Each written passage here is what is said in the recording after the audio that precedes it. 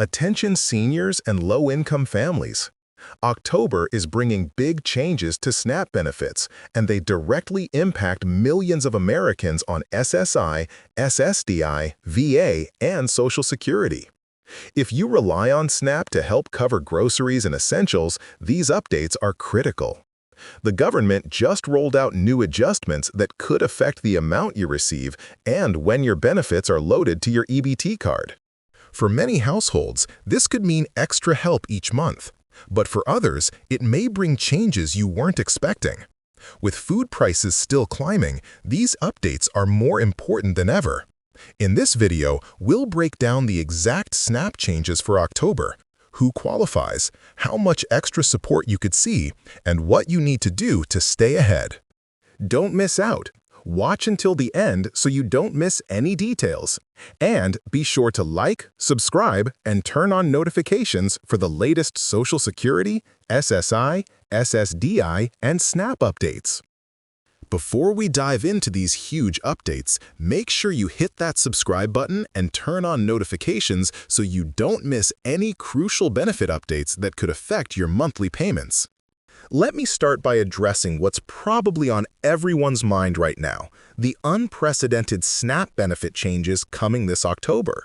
I've been covering benefits for years, and I have to tell you, I've never seen adjustments quite like these. But here's the thing. It's not just SNAP benefits that are changing. We're looking at a domino effect that's touching everything from Social Security to veterans benefits. You might be wondering, why are all these changes happening at once? Well, it's actually a perfect storm of several factors coming together. We've got inflation rates that have been giving everyone headaches, cost of living adjustments that are trying to keep up, and new legislation that's reshaping how these benefits work. Let's break this down piece by piece so you can understand exactly what's coming and how to prepare. First, let's talk about SNAP benefits. The biggest change we're seeing is a significant adjustment to the income thresholds and maximum benefit amounts. The federal government has recognized that the current benefit levels just aren't cutting it with today's grocery prices. I mean, have you been to the grocery store lately? A gallon of milk is practically requiring a small loan these days. But here's the good news. Many recipients are going to see an increase in their monthly benefits. Now, you might be thinking, okay, but how much are we actually talking about here? The average increase is going to be around 12.5% for most recipients. That means if you're currently receiving $500 in monthly SNAP benefits, you could see that jump to about $562. Now, I know that might not sound like a fortune, but when you're trying to stretch every dollar at the grocery store, that extra $62 can make a real difference. But here's something crucial you need to understand. These changes aren't automatic for everyone. This is where a lot of people make a mistake. They assume the increases will just show up in their account, but that's not always the case. You might need to take specific actions to ensure you get the maximum benefit you're entitled to. I'll explain exactly what those steps are later in the video. Let's shift gears and talk about SSI and SSDI because these changes are equally important. The Social Security Administration isn't just sitting on the sidelines, they're making some pretty significant adjustments too. The biggest news here is the cost of living adjustment, COLA, that's coming. And let me tell you, it's going to be a game changer for many recipients. You know how prices have been climbing for pretty much everything? Well, the SSA has been paying attention. They're implementing one of the most substantial COLAs we've seen in recent years.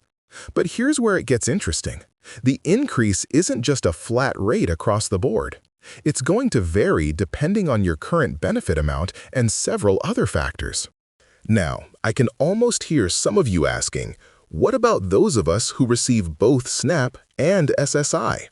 That's actually a great question, and it's something that's causing some confusion. The good news is that these increases have been coordinated to work together. You won't have to choose between one increase or the other. You can potentially benefit from both. Let's talk about VA benefits, because our veterans are seeing some significant changes too. The Department of Veterans Affairs is rolling out several updates that are going to affect both disability compensation and pension benefits. And I have to say, some of these changes are long overdue. One of the biggest changes for VA benefit recipients is the adjustment to disability ratings and compensation amounts. The VA is updating how they calculate certain disability ratings, which could mean increased benefits for many veterans. But here's something important to note. These changes aren't just about the money. They're also streamlining some of the administrative processes, which should make it easier to manage your benefits. Now, here's a question I've been getting a lot. Will these VA changes affect my other benefits? The short answer is that it depends on your specific situation. Some veterans receive multiple types of benefits, and these various programs can interact in complex ways. That's why it's so important to understand exactly how these changes apply to your unique circumstances. Let's move on to Social Security retirement benefits because this affects millions of Americans. The changes coming to Social Security are particularly interesting because they're not just about benefit amounts, they're also about how the program works as a whole. The most immediate change you'll notice is, of course, the increase in monthly payments. But there's more to it than that.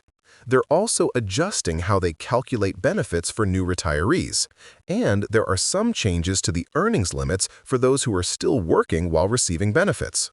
You might be wondering, how do I make sure I don't miss out on any of these increases?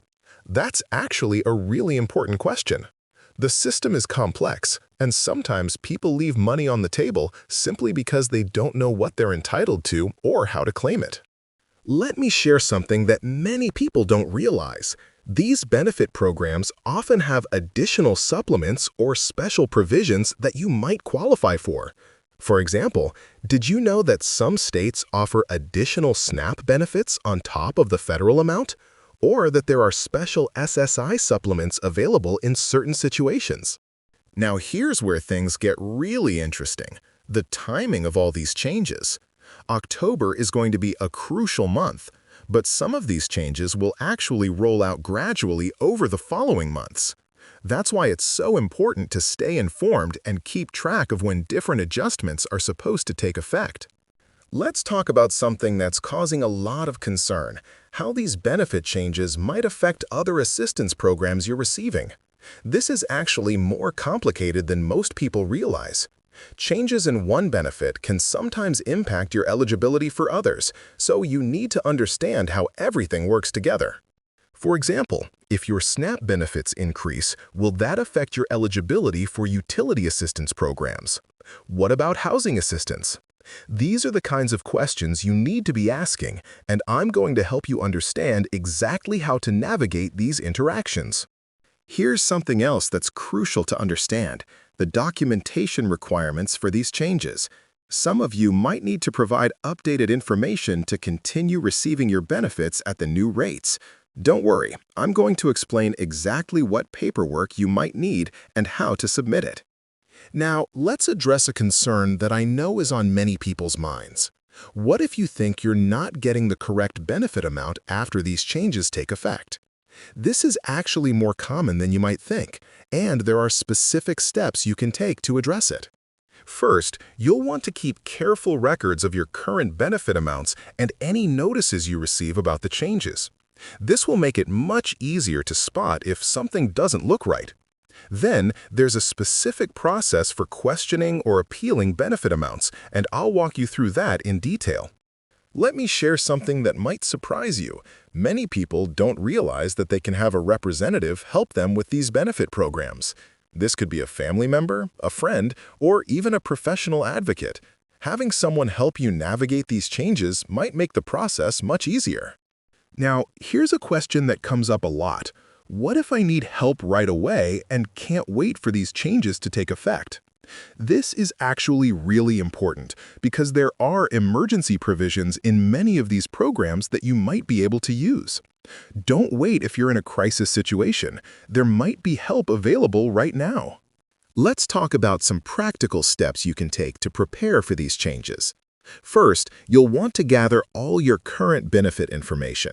This includes any recent award letters, benefit statements, and information about other income or resources you have. Having this information organized will make it much easier to understand how the changes will affect you. Here's something that often gets overlooked: the importance of keeping your contact information up to date with these various agencies. You don't want to miss important notices about these changes because they're being sent to an old address or email. Now, let me address something that might be worrying some of you. What if these changes mean you no longer qualify for certain benefits? This is actually a valid concern, but there are often alternatives or other programs that might be able to help. The key is knowing where to look and how to apply. Let's talk about some strategies for maximizing your benefits under these new changes. This isn't about gaming the system, it's about making sure you're receiving everything you're legally entitled to. Sometimes, small adjustments in how you manage your resources can make a big difference in your benefit amounts. Here's something practical that can help: creating a budget that takes these new benefit amounts into account. This might seem obvious, but it's amazing how many people don't adjust their budgets when their benefits change. I'll share some tips on how to do this effectively. Now, let's discuss something that's really important: how to stay informed about future changes to these programs. Because let's be honest, these October changes probably won't be the last ones we see. The key is knowing where to get reliable information and how to separate fact from fiction. Speaking of staying informed, let me share some reliable resources where you can get more information about these changes. There are official websites, helplines, and local offices that can provide assistance. I'll make sure you know exactly where to turn for help. Here's something crucial: don't fall for scams related to these benefit changes. Unfortunately, whenever there are major program updates like this, scammers come out of the woodwork trying to take advantage of people. I'll tell you exactly what to watch out for and how to protect yourself. Now, let's talk about what you need to do right now to prepare for these changes. There are 3 critical steps you need to take, and I promised I'd share these with you. First, review your current benefit amounts and make sure you understand exactly what you're receiving. Second, check if you need to submit any updated information to the relevant agencies. And third, mark important dates on your calendar so you don't miss any deadlines. But here's the most important thing: don't try to navigate these changes alone if you're feeling overwhelmed. There are people and organizations out there who can help you understand exactly how these changes will affect your situation and what steps you need to take. Remember, these benefit programs exist to help people, and you have every right to receive the benefits you're entitled to. Don't let confusion about these changes prevent you from getting the help you need.